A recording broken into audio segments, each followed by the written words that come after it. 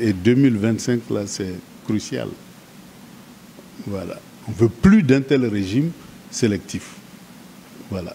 On ne veut plus d'un tel régime qui, lorsque le prix du cacao est à 6 000 francs, lui, il achète à 2 000. 1800, même pas 2 000.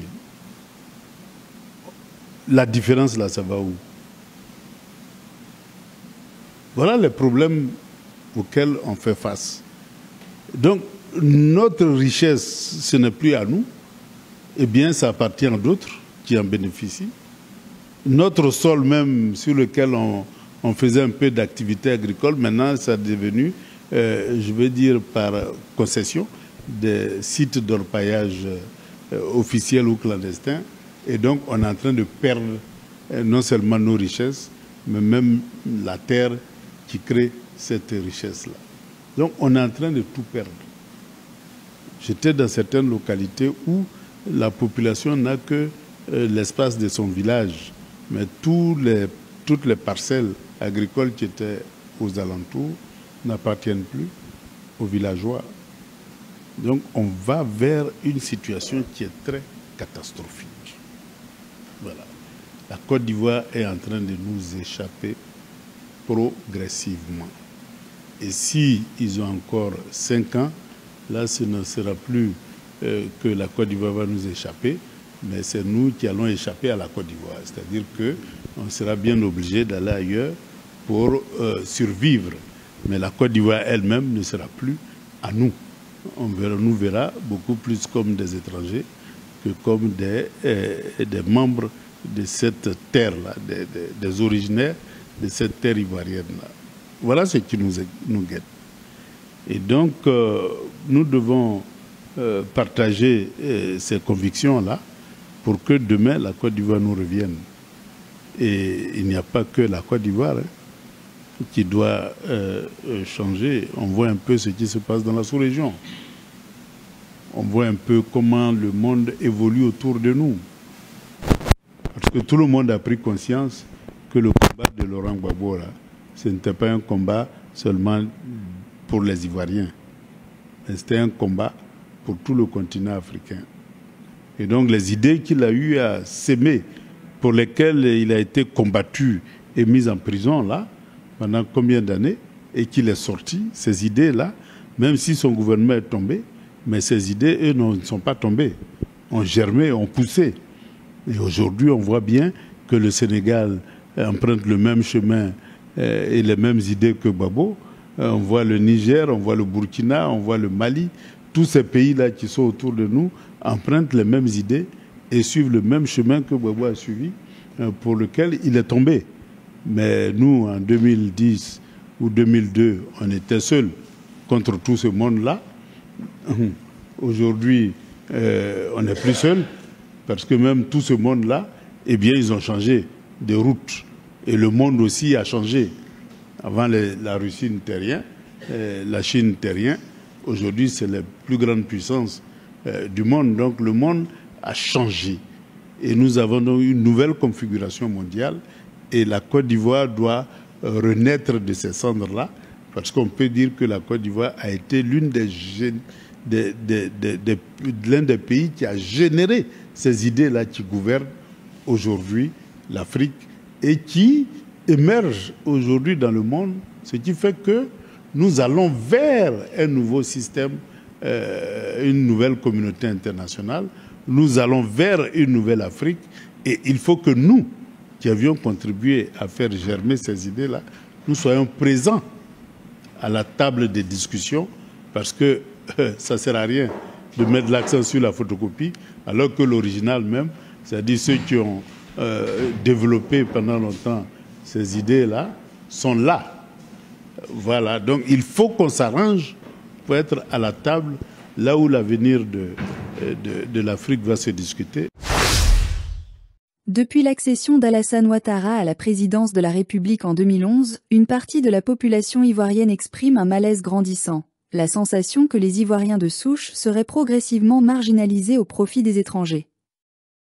À l'approche de l'élection présidentielle de 2025, ce sentiment est ravivé par les débats identitaires et les tensions sous-jacentes à la stabilité sociopolitique du pays. Mais cette perception est-elle fondée?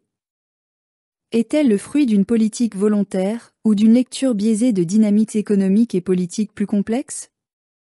Tentons de décrypter ce sujet sensible avec objectivité. La Côte d'Ivoire n'est pas étrangère au débat sur l'identité et la nationalité.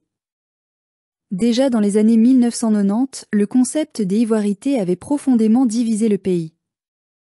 Cette idéologie, portée à l'époque par le régime d'Henri Konan Bédié, visait à affirmer la primauté des vrais Ivoiriens, une notion floue dans la vie politique nationale, excluant de facto certains acteurs comme Alassane Ouattara, accusé à l'époque de n'être pas ivoirien à 100%. La guerre civile de 2002 à 2007 et la crise post-électorale de 2010 à 2011 ont exacerbé ces tensions identitaires. Les conflits ont souvent été interprétés à travers le prisme de l'opposition entre le Nord musulman, historiquement plus proche des pays sahéliens, et le Sud chrétien ou animiste, plus lié à la tradition colonialiste et au pouvoir économique historique. L'élection d'Alassane Ouattara en 2011, soutenue par la communauté internationale après la crise post-électorale, a ravivé les peurs chez une partie de la population, celle de voir le pouvoir central basculer durablement vers un président perçu par ses opposants comme l'homme du Nord ou l'homme des étrangers. Ces détracteurs dénoncent notamment la nomination présumée de personnes originaires du Nord ou de nationalités douteuses à des postes stratégiques. Un favoritisme économique perçu au profit de certaines communautés étrangères, notamment les Maliens, les Burkinabés ou les Guinéens.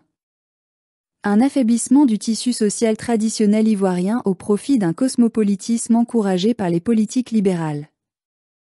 Mais au-delà des émotions, qu'en est-il réellement? La Côte d'Ivoire a toujours été une terre d'immigration. Dès l'époque coloniale, la France a favorisé l'arrivée de travailleurs sahéliens pour faire tourner les plantations de cacao et de café. Aujourd'hui encore, les populations burkinabées, maliennes, guinéennes ou nigériennes représentent une part importante de la main-d'œuvre agricole et informelle. Selon certaines estimations, les étrangers représenteraient entre 25% et 30% de la population ivoirienne. Cela en fait l'un des pays africains les plus ouverts démographiquement. Ce fait historique a des conséquences politiques. Certains étrangers présents sur le territoire depuis des décennies, parfois nés en Côte d'Ivoire, revendiquent aujourd'hui la pleine citoyenneté. Cela entraîne inévitablement des tensions, surtout dans un contexte où les ressources emploi, logement, terres sont disputées. Il est vrai que certaines nominations dans l'administration ou l'armée sous le régime Ouattara ont été perçues comme favorisant des personnalités proches du RDR, aujourd'hui RHDP, souvent originaires du Nord. Mais cette lecture peut être réductrice. Car dans tous les régimes, les présidents nomment généralement des personnes de confiance, issues de leur entourage politique ou ethnique. Ce phénomène, loin d'être spécifique à la Côte d'Ivoire, est courant dans de nombreux pays africains. De plus, plusieurs figures politiques et administratives de premier plan sont originaires du sud ou du centre du pays, ou même issues de partis d'opposition ayant rallié le pouvoir. Il s'agit donc d'un paysage plus nuancé qu'un simple clivage ivoirien contre étranger. Allons-nous vers un basculement démographique et politique? La crainte exprimée par certains est que, d'ici 2025 voire 2030, les Ivoiriens de souche deviennent minoritaires dans leur propre pays. Une inquiétude renforcée par les naturalisations en hausse, les inscriptions sur les listes électorales de personnes perçues comme étrangères, ou encore la multiplication des candidatures de politiciens issus de la diaspora sahélienne. Cependant, il faut distinguer le sentiment d'invasion d'une réalité démographique. La structure actuelle de la population ivoirienne reste majoritairement ivoirienne. Le fait que certains Ivoiriens aient des origines mixtes ou des noms à consonance étrangère ne les rend pas pour autant illégitimes. La loi ivoirienne reconnaît le droit du sol, dans certaines conditions. Être né en Côte d'Ivoire, y avoir grandi, y avoir payé des impôts ou y avoir ses attaches ne saurait être balayé par une lecture ethno-nationaliste. Quelle perspective après 2025? La présidentielle de 2025 sera décisive pour l'avenir du pays. Plusieurs scénarios sont possibles. Un maintien du RHDP au pouvoir, ce qui pourrait raviver les tensions identitaires, à moins d'un discours national apaisé et rassembleur. Une alternance démocratique, si les conditions d'élection libres et transparentes sont réunies, pouvant redessiner les équilibres institutionnels. Une montée des discours populistes et identitaires, exploitant les frustrations sociales pour désigner l'étranger comme bouc émissaire. Dans tous les cas, le défi central de la Côte d'Ivoire sera de reconstruire une citoyenneté inclusive, fondée non pas sur l'origine, mais sur l'appartenance à une même nation et un même projet collectif. En conclusion, nous pouvons dire que l'avenir des Ivoiriens leur appartient. Il est normal pour un peuple de s'interroger sur son identité, sa souveraineté et son avenir. Mais ces interrogations doivent se fonder sur des faits, et non sur des peurs. Le vrai danger pour la Côte d'Ivoire ne vient pas de l'étranger, mais de l'incapacité à gérer les différences, à partager les ressources et à construire une nation au-dessus des clivages ethniques et politiques. L'histoire l'a prouvé, chaque fois que la Côte d'Ivoire a cédé à la division, elle a souffert. Chaque fois qu'elle a choisi l'unité, elle a progressé. 2025 ne doit pas être une année de rupture, mais une année de renaissance, car le pays ne se perd que si ses enfants le laissent leur échapper.